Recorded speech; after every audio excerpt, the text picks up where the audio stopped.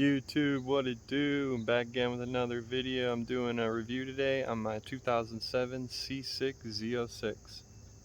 Here's a view of the front bumper. In my opinion, it looks like a Viper.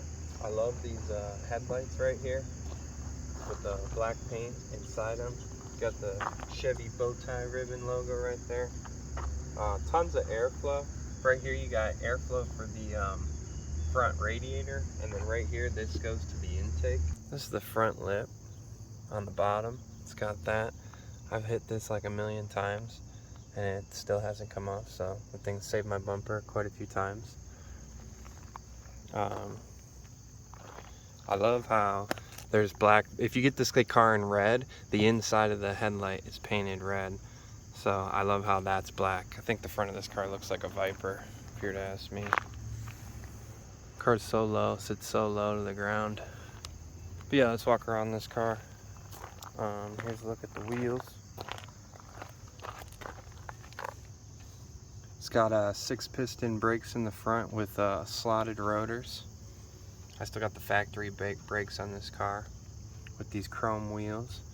The front brakes have cooling vents behind them that blow air on the rotors to keep them cold. Front tires are 275 35 18s. I got Continental Extreme Context Sport 02. These things hook up very well. This car is wide body from the factory, and these front fenders are made out of carbon fiber. You got this nice C6 badge right here that says 505 horsepower. Make our way around the car. I love how there's this indent right here. I think that makes the car. Well, you can't really see it, but if you could see it, I love that indent right there. And yeah, here's the back wheels. It's got 4-piston fixed calipers in the rear with still drilled rotors. The rear's got 325 by 30 by 19 tires. These are the Continentals, same Continentals. Make our way around the back.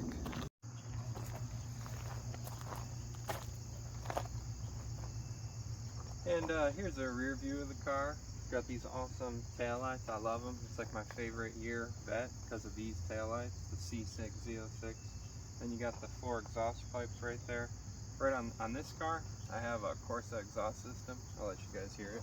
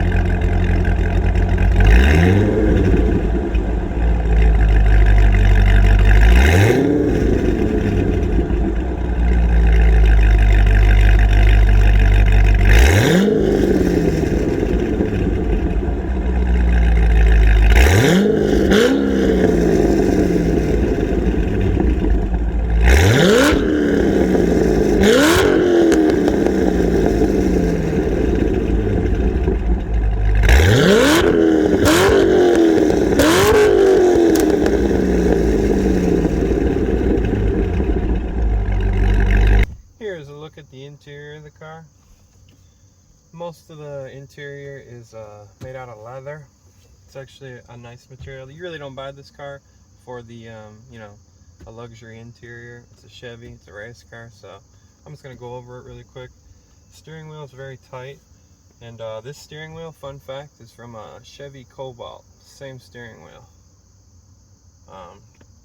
The seats in this car, probably the main interior feature. That's the best. It's got the Z06 stitching, and it's got power seats, and then bucket seats that hold you in decently on the track. They could use improvement, but pretty good. Until you go to a track, you need better racing seats. But best thing on this interior is probably the seats. The gauge cluster shows you all your information you need to know. And then right here on your speedometer, you have this button right here to switch between all your modes.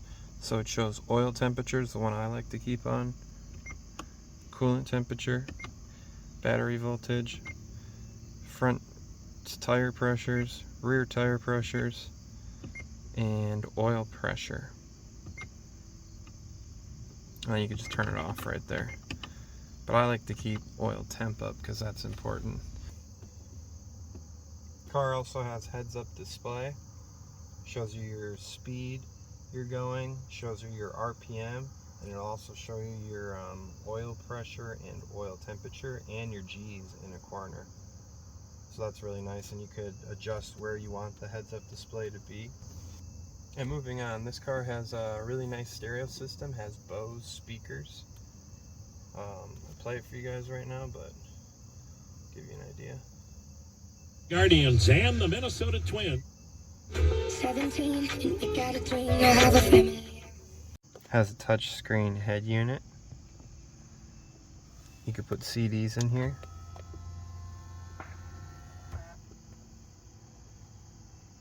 And the DVDs for the navigation system, but you could put CDs in there.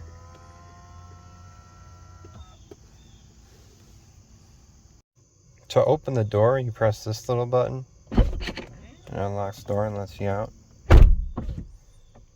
Got the glove box right here for storage, and you got the center console. This center console gets really hot, so you don't leave your phone in here because the exhaust goes right through there. Gas pedals feel nice.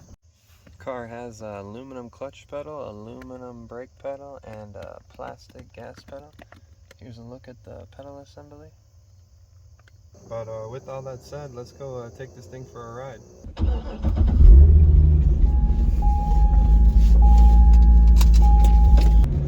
Worked all day, and it's getting dark now, but wanted to shoot this video. I need air.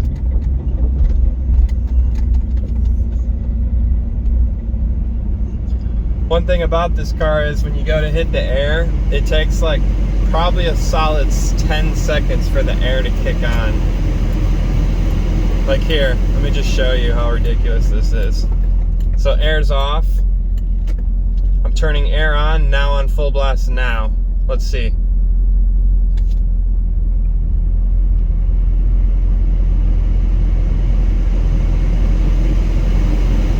Now it's on.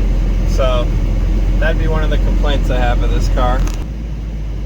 So first thing first, let's talk about the engine. That's like the main thing to this car. It's the LS7. It's a 7.0 liter, 427 cubic inches. This thing just makes a ton of torque. Like, let me just stab the throttle here. Ooh. Yeah, it's probably the best sounding V8. I've said that a million times. Yeah, this is a 8-cylinder pushrod motor by Chevy. Chevy did everything to this car back in the day. It's got a titanium valve train, titanium connecting rods, forged internals. The car makes 500 horsepower and 470 foot-pounds of torque. Car redlines at 7,000 RPMs. That was only 4,000 RPMs. But yeah, let's do a pull so you can see what this thing's like.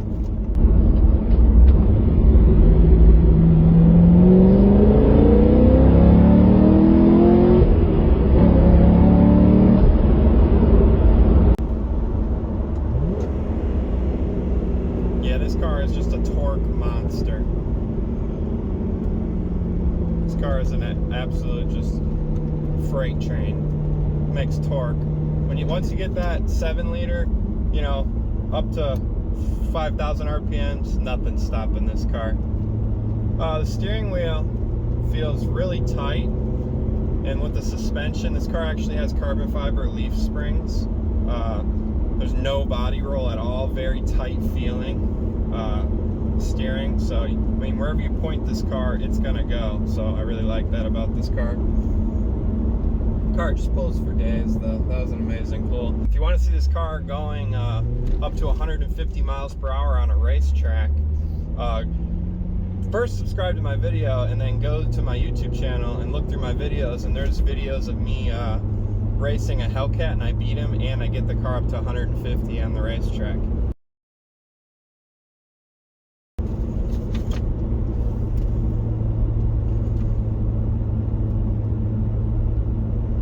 Yeah, car red lines at 7,000, but I always shift at 6,000 because they say the cylinder heads are bad in these. Car's got a Tremec 6060 transmission, 6-speed. Car shifts flawlessly. First gear will take you all the way to 65 miles an hour, so you can break every speed limit in first gear. And with the first gear getting to 65 miles an hour, it gives this car a 0 to 60 time of 3.5 seconds because you don't have to shift. So I think that's one of the reasons why Chevy did that. Yeah, moving on. Very sorry for the shaky camera, but this is a very rough ride. I mean, you sacrifice that for a race car. Got the race suspension.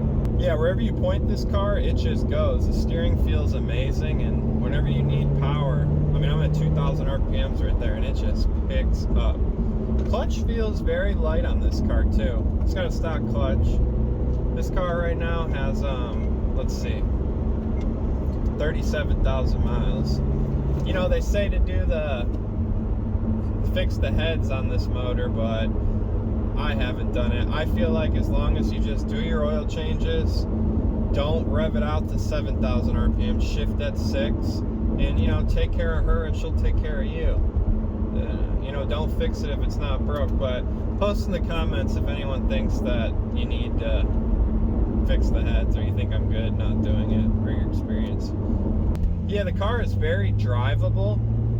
Like, it's got tons of power, but it's not too much power. It's like the perfect weight. Like, any more power and this car would just spin the tires. I got brand new tires on here, and that's what I need to do to get this thing hooked up. So it's like the perfect weight to power ratio. This car is very light, weighs 3,300 pounds, so very light car with a very big engine. But yeah, guys, please subscribe to my YouTube channel if you want to see, or go to my YouTube channel and subscribe. And I got videos of this car on a racetrack going 150 miles an hour, and I also beat a Hellcat. So go subscribe to my channel, please, guys, and go check out the video of me beating the Hellcat. Thanks. Later.